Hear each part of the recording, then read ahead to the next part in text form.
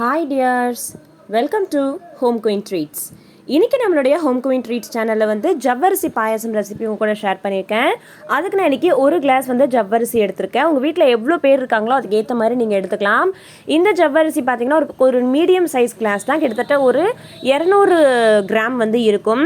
இது வந்து நான் 2-3 தடவை நல்லா தண்ணியில் வந்து வாஷ் பண்ணிவிட்டு ஒரு 1 மணி நேரம் வந்து ஊற வச்சுக்கிறேன். ஊற வச்சதுக்கப்புறம் எடுத்துகிட்டு இதை வந்து வேக வைக்க போகிறோம். ஸோ ஜவ்வரிசி வேகிறதுக்கு வந்து கொஞ்சம் டைம் ஆகும் அப்படின்றதுனால தான் 1 மணி நேரம் வந்து ஊற வச்சுருக்கோம். ஸோ ஊறினதுக்கு அப்புறம் எடுத்து ஒரு பேனில் வந்துட்டு எந்த டம்ளரில் நீங்கள் ஜவ்வரிசி அளந்தீங்களோ அதே டம்ளரில் வந்து 2 கிளாஸ் வந்து தண்ணி வச்சுக்கோங்க. தண்ணி நல்லா கொதிச்சதுக்கப்புறம் ஜவ்வரிசி வந்து சேர்த்துக்கோங்க. ஜவ்வரிசி வந்து நல்லா வேகணும், அதாவது அந்த ஒயிட் கலர் மாதிரி நமக்கு கண்ணாடி பதத்துக்கு வரணும். அது வரைக்கும் நல்லாவே வேக வைங்க. கிட்டத்தட்ட ஒரு 10 நிமிஷம் ஆகும். நல்லாவே வெந்ததுக்கப்புறமா அதுக்கப்புறம் நம்ம பொருள் சேர்க்கலாம். ஸோ பாயாசம் வந்து எப்போவுமே வந்து சேமியா அந்த இதில் பண்ணாமல், அந்த வெர்மிசெல்லியில் பண்ணாமல் இந்த மாதிரி ஜவ்வரிசி மட்டும் இருந்தால் கூட செஞ்சு பாருங்கள், நல்லாயிருக்கும். அதே மாதிரி வந்து நிறைய பேர் வீட்டில் பாயாசம் சாப்பிடணும்னு நினைக்கும் போது அதுக்கான சேமியா பேக்கெட் வந்து இருக்காது. இந்த மாதிரி ஜவ்வரிசி இருந்துச்சுன்னா கூட நீங்கள் வந்து அதை வச்சு வெறுமனே கூட ட்ரை பண்ணிக்கலாம். ஸோ இது வெந்ததுக்கப்புறம் எப்படி இருக்குது அப்படின்னு சொல்லி நான் காமிக்கிறேன். நிறைய புது சப்ஸ்கிரைபர்ஸ் ஃப்ரெண்ட்ஸ் வந்து கமெண்ட் பண்ணுறீங்க, நிறைய பேர் வந்து வீடியோஸ் பார்க்குறீங்க, ரொம்ப ரொம்ப தேங்க்ஸ். நீங்கள் பார்க்குறதோட மட்டும் இல்லாமல் உங்கள் ஃப்ரெண்ட்ஸ் அண்ட் ஃபேமிலிக்கு மறக்காமல் வாட்ஸ்அப், ஃபேஸ்புக் மூலிமா ஷேர் பண்ணி கொடுங்க, அவங்களும் பார்த்து பயனடையட்டும்.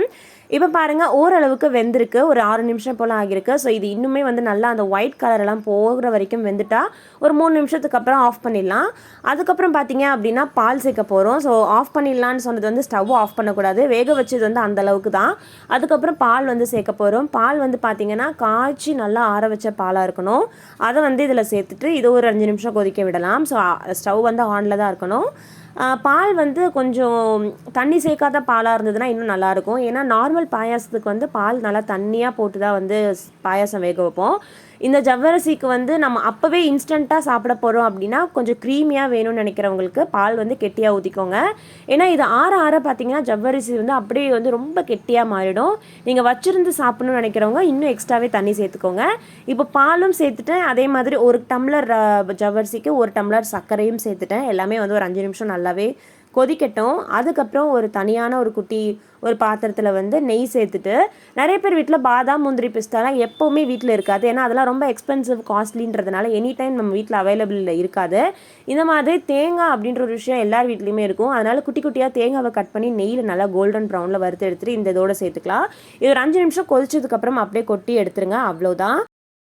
ஸோ அவ்வளோதான், நம்மளுடைய ஜவ்வரிசி பாயாசம் ரெடி ஆகிடுச்சு. ஸோ இது அப்படியே சுட சுட சாப்பிடும்போது நல்ல க்ரீமியாக இருக்கும். அண்ட் ஃபைனலாக இதில் வந்து கொஞ்சமாக ஏலக்காய் வந்து தட்டி சேர்த்துக்கோங்க. உங்கள் கூட குங்குமப்பூவும் இருந்துச்சுன்னா கூட நீங்கள் வந்து இது கூட சேர்த்துக்கலாம், இல்லைனா கூட அது ஆப்ஷனல் தான், விட்டுறலாம்.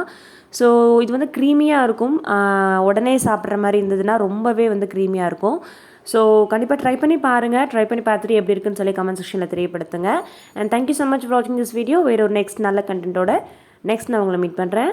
Thank you all. Take care all. Bye-bye.